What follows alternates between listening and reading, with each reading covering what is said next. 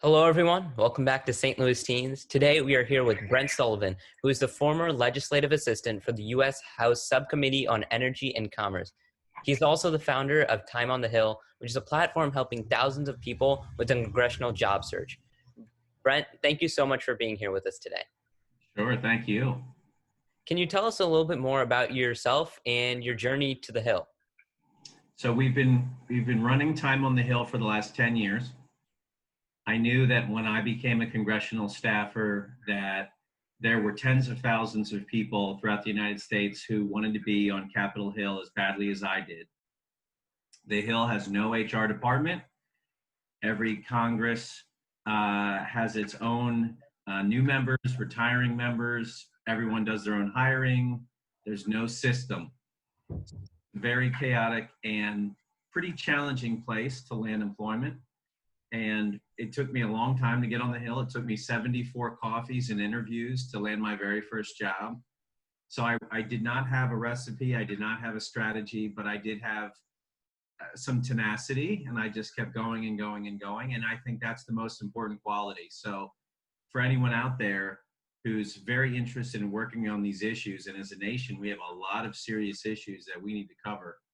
If you're interested in working on these issues on the Hill, you're not going to know the plan. You're not going to know all the tips right away. But if you just hang in there, and if you put together a recipe that we can provide, you can do it. You definitely can get on the Hill. And, you talk about how the Hill is one of the hardest places to get to. And, I think that U.S. Capitol Hill is also one of the most powerful places in the world. And many of us, if not all of us, aspire to work on the Hill. So can you tell us how you felt working with our members of Congress, and what was the most exciting part of your job on the Hill? So first of all, you have to understand that I was doing a call with someone yesterday, and they work at an embassy. And they've traveled all over the world. And the phrase that he used was, when I'm sitting with international diplomats, I'm punching way above my weight. And I love that, because when I was on the Hill, I was in the Capitol, and one morning I'm in the Capitol. I have 10 members of Congress on one side of the table, and the president, the Taoiseach, the Prime Minister of Ireland is on the other side of the table with his entire delegation. I was in my 20s. And I said to myself, what am I doing here? I can't believe that the people that you meet, the places that you go are unbelievable. And I can't think of anywhere else where you will have the types of opportunities that you will have in Congress. You could definitely say the State Department. You could say the military. You can travel the world with the military. And you could say working in an embassy. But I think that the Capitol is unbelievably unique. And, you're standing in the elevator with the Speaker of the House. You are walking down the hallway, and the president of Facebook and the CEO of General Motors are on their way to a hearing. It's a really unique, special place that really, if you have a burning desire to work in public policy or political science, there's really nowhere else like it. If you want to be in finance, you have to go to Wall Street. If you want to work in politics, you have to go to the U.S. Congress. There's really nowhere else like it. I think that with that uniqueness comes some uniqueness in the people who get to have that opportunity to work there. And with your phenomenal work and experience helping thousands of people with their job search within the Congress, what are some of the characteristics that congressional offices are looking for in their applicants? The most important thing is this person a team player? So you could be brilliant, you could be a genius, you could go to the best colleges, but if you cannot work with other people, if you're not willing to listen, usually congressional leadership, all of the folks downtown on K Street, they have a very heavy hand on decision making. And so usually when the member shares something with the chief, in the member's mind, the ball is already rolling. And so a lot of offices are not looking for somebody who's a debater. They're looking for somebody who's a worker. And so when you think about the characteristic, the number one characteristic, everybody's smart, hopefully everybody's a good writer. There are many people on the Hill that are not great writers. 10 years ago, I was not a great writer. I'm still working on becoming a better writer. But, you know, everybody is smart and everybody is a good writer, but not everyone is a team player. And you have members that are not team players. So that is the number one thing. Can I go along? Can I get along? Do I understand that I'm not the governor? I'm not the senator. I'm not the congressman. The congressman has earned a couple 100,000 votes. I have 0 votes. And it's an honor and it's a privilege to serve this member and to serve this office. And I think if that's the mentality, and you really put in the effort, you will be very, very successful. So talking about developing your writing skills and being a team player, what are some other ways that, you know, people can prepare for and approach a congressional opportunity, whether it's mental preparation or other sort of skills preparation? I think the first thing goes into what did you do in the process to get your job in the Congress? So, for example, if you were looking for the right fit for the right member, the right policy, the way to go about doing that is to reach out to an extraordinary number of people, to do your networking, to do your due diligence. And from those folks, they will give you all kinds of feedback. Are you making a good choice? Is this the right committee? Is this the right office? I think that the hidden value, exponential value of doing that process is that when you start the job, rather than go to your chief of staff, rather than bother your legislative director, you now have 30, 40, 50, 60 people. And you can text them, you can email them and say, I need some support with this amendment. Do I file this under Article 8 or Article 7? Do I focus on this new committee hearing? How do I handle this? I see so many staffers in Congress, they get a job, they know very few people. While they're in the position, they don't do much outreach, and they leave and they don't know very many people. And that is a missed opportunity.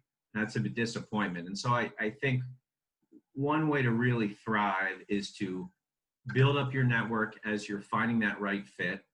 And then you have to continue to develop that network. It's chiefs of staff are not impressed with candidates who will reach out, they'll do one meeting, they'll do one coffee, and then you'll never hear from them again. And I think that the secret to success is you reach out and then you follow up reasonable every 2 weeks. Not 1 week, that's too much, not 3 weeks, that's, you know, every 2 weeks, let people know how you're doing. And if you continue to build that network, you will thrive when you land your job as a staffer. I think that's incredible advice. I know that, you know, not only from my experience, but people I know, that networking has become, you know, increasingly important. And shifting gears a little bit to now the current situation at hand with the coronavirus completely sort of changing how our entire country runs. So, you know, how is COVID-19 shaping the landscape at the Hill, both for people seeking jobs and congressional offices hiring while working hard to fight the pandemic and its economic damage? So there have been enormous changes for staffers, and you know, as a candidate, as a successful candidate who landed a congressional opportunity yourself, you know what goes into it.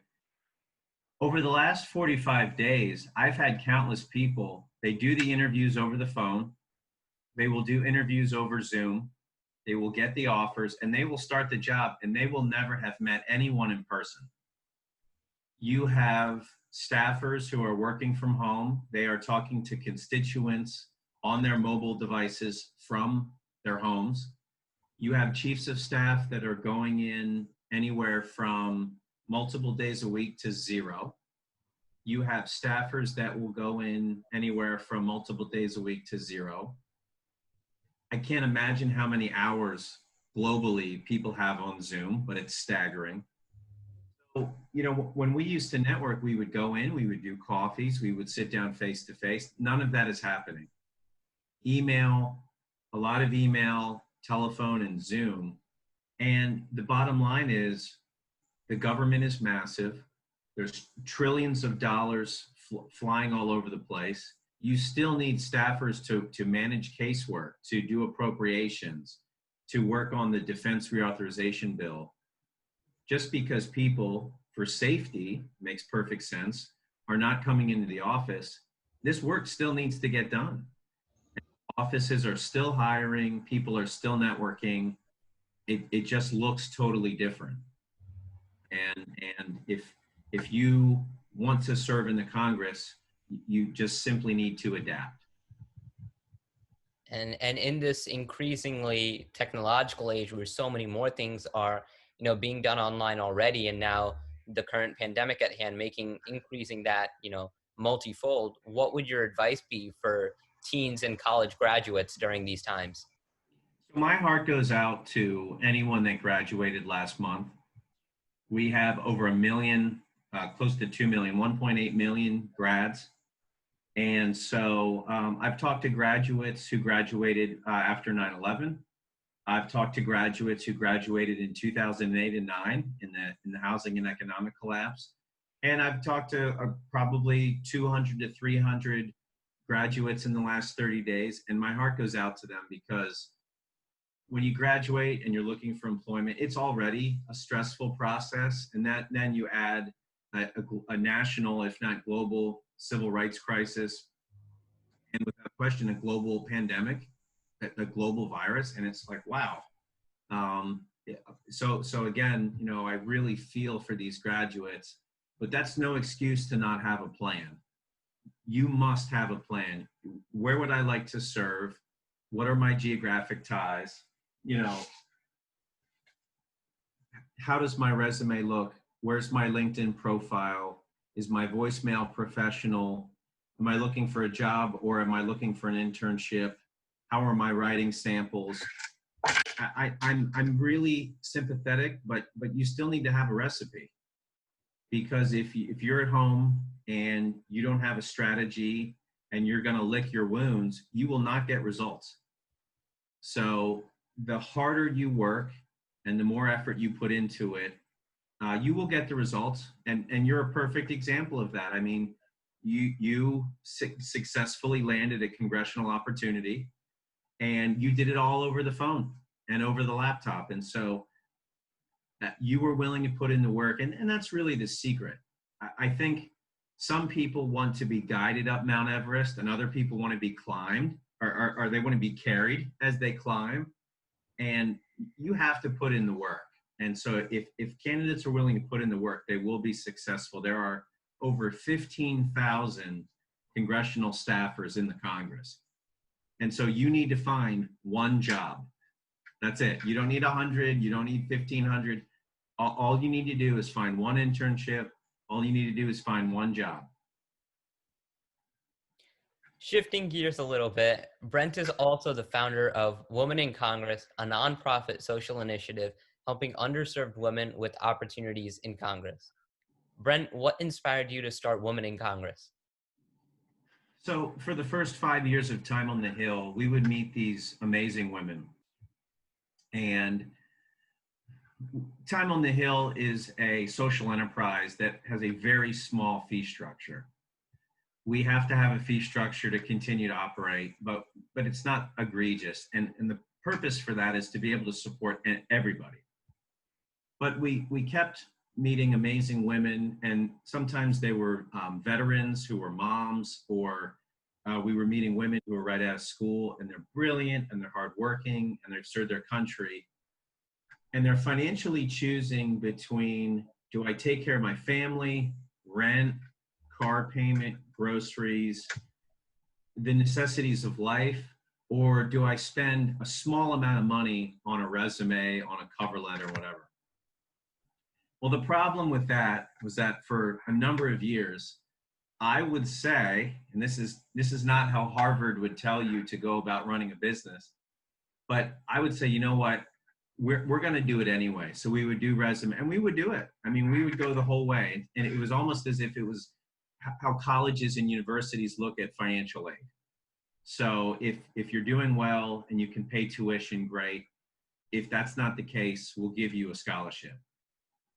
And we just had to come up with something that was sustainable and long-term, so that if I decide at some point to move on to something new, that the process of helping unbelievable women from the Austin neighborhood of Chicago, which is tough, and other parts of the country where there's not a lot of recruiting going on. There's not a lot of individuals who are going in to say, hey, would you like to work in the United States Congress?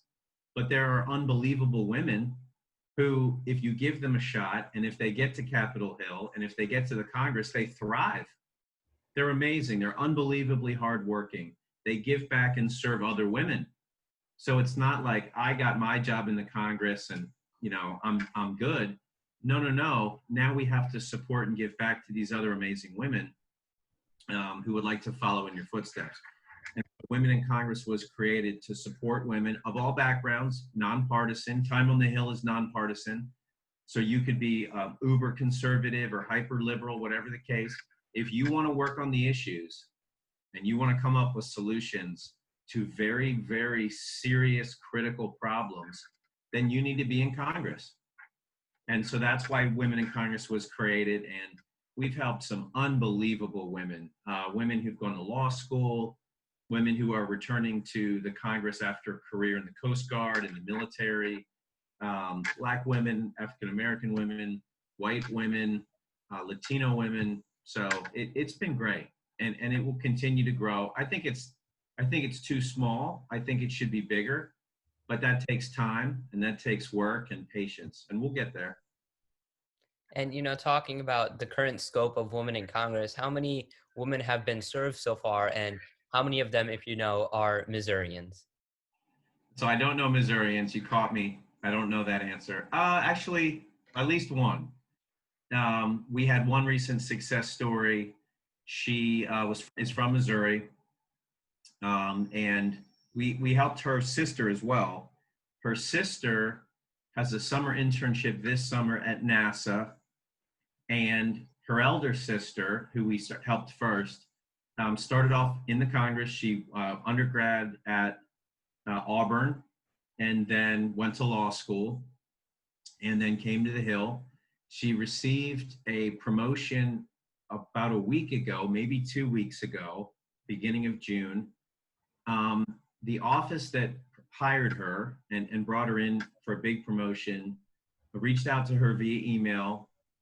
The LD reached out via email. The chief made a phone call. The member made a phone call, and she had the job. No Zoom meetings, no in-person meetings at all.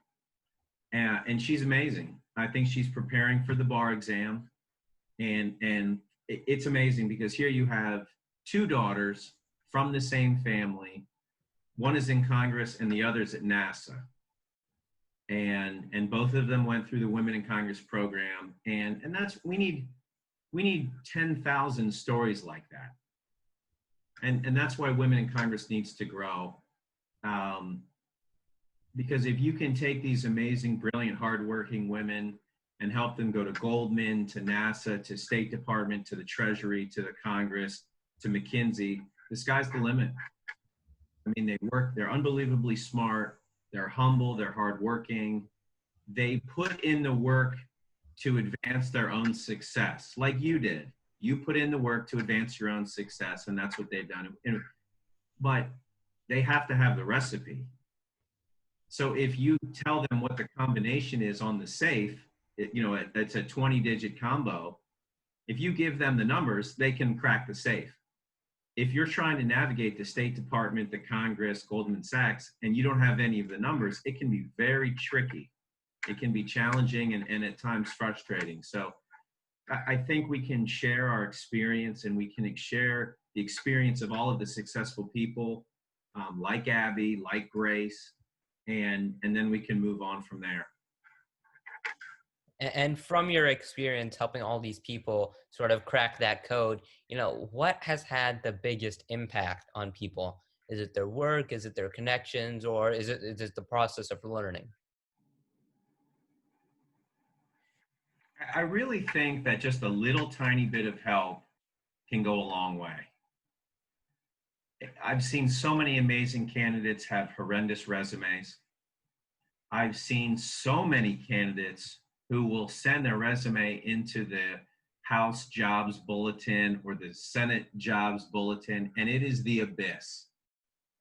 And the most egregious, the worst example I could ever give was a gentleman who I worked with. He was on the House Ethics Committee staff. He had worked on the Hill for a decade. He had served for 20 years in the U.S. Air Force. He qualified for everything. He was looking for a 2 or 3 year retirement job.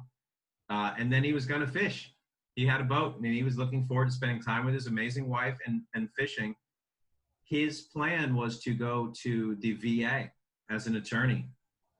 And he was sending in all his resume and he was getting nothing. Absolutely nothing. He was submitting his resume to USA Jobs. He checked every single box and beyond, and he was getting nothing. And when you have a situation like that, a little bit of help goes a long way. Calling the right person, sending an email to the right person, making sure that a phenomenal candidate is getting the attention that they deserve. And this gentleman, I mean, he had probably 36, in the mid 30s, 33, 34 years of experience. I mean, he's amazing and a veteran, an Air Force veteran. So I think when you're dealing with a bureaucracy that's as large as the US government, there is no like perfect software program or what have you. But I would say, to answer your question, you have to give people just a little bit of help. Once you have your job in the Congress, it's very easy to navigate around, but getting in is very difficult. So once you're in, you're in. But getting over the wall is the hard part.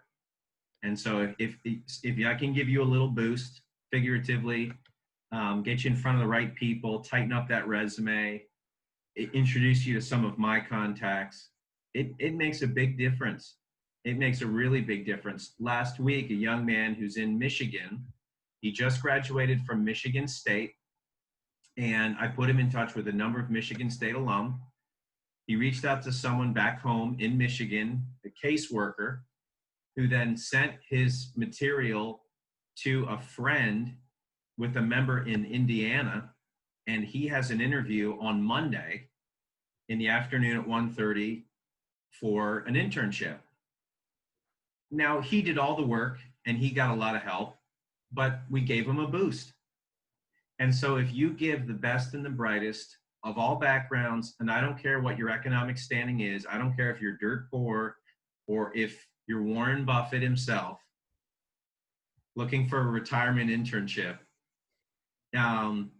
if you have someone that can give you just a couple of helpful tips, you can take months off of your job search easily. And, helping people with that job search and getting over the wall, as you're talking about, specifically for minorities, are there, what kind of additional resources out there for, minorities to help them navigate the congressional opportunities and help people who are, underserved economically navigate congressional opportunities? So first and foremost, there are two different organizations. One is the Congressional Black Caucus Foundation, which is a phenomenal world-class program. Every year, 100 emerging leaders, unbelievable cohort. There's a stipend for housing. They will support you in landing an internship with a congressional office. It seems to me that there are dozens of internship programs for junior staff to get going. I would say, don't hold your breath if you think that those programs will help you get a job. They will get you an internship, they'll get you exposure, but you need to put in the work and you need to have a formula. You need to have my steps to getting a job. I've seen so many people come into DC with one of the 100 or 200 different fellowships. They have a semester and then they go back home. That is not what we need. If you're talking about serious, widespread, comprehensive diversity in Washington, D.C., U.S. Congress, Treasury, all of the committees, we need folks to come to D.C. and then get a job, not come to D.C. for 60 days or 90 days and then go home. So the Congress has done a pitiful job of developing and advancing diversity. We've been doing so much research into this. Martin Luther King's I Have a Dream speech was 57 years ago. And if you look at where we are with our diversity initiatives in Congress in the year 2020, almost 60 years later, it's pathetic. You know, I'll just be very candid and honest. It's pathetic. Now, thanks to the Congressional Black Caucus Foundation, thanks to some progress in terms of diversity initiatives, but there needs to be a legitimate and honest effort to support individuals of all backgrounds who want to work in Congress. And the bottom line is, if you are very interested in seeing diversity throughout Congress, you need to be willing to work with and partner up with every member and every committee. And what we've had for maybe the last couple of years is a very tiny number of candidates that go to a very tiny number of offices, and that is not effective, and that will not garner change. If we want to see the smartest and the best, if we want every voice to be heard, we need to work with every committee. We need to work tirelessly to support the candidates, and we have to work with every member. And if we do that, the Congress will be phenomenal. And if we don't do that, then the Congress will continue to stumble and bumble along.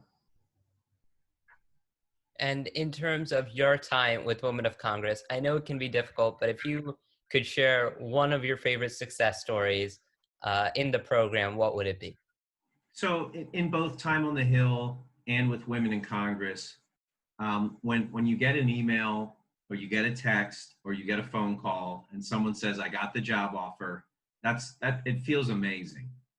Because in effect, it's almost like, it's like a political gold medal. So when someone says, hey, I won the Olympics, I feel like we have a part to play in that. I feel like it's a small one because a lot of the responsibility rests on you, the candidate. But I do feel like we're the pit crew or an assistant in some way. With both Women in Congress and with Time on the Hill, we have helped veterans get jobs all over the place.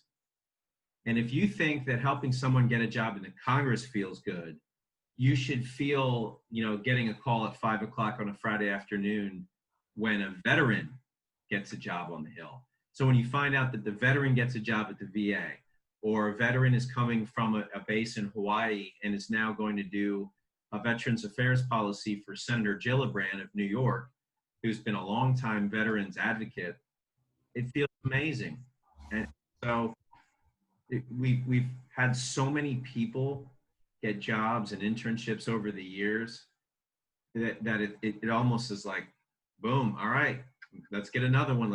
But for me, it's so scary for veterans when they're transitioning out of the military. And from what I've seen, I would argue that these men and women who are fearless find it to be far more scary when they're leaving the military than when they're going in. So leaving the Marine Corps and transitioning into the next chapter of your life causes more anxiety than going into the Marine Corps. And if leaving the military is scarier than Marine Corps boot camp at Quantico, this is not good. Things are really wrong. And so, when we're working with a veteran, it's special. Well, thank you so much, Brent, for giving us your valuable insights and advice. A link to Time on the Hill will be provided in the description below. And finally, Brent, thank you so much for your time today and answering all of our questions. Thank you. I really appreciate it. And if there's ever anything I can do, just let me know.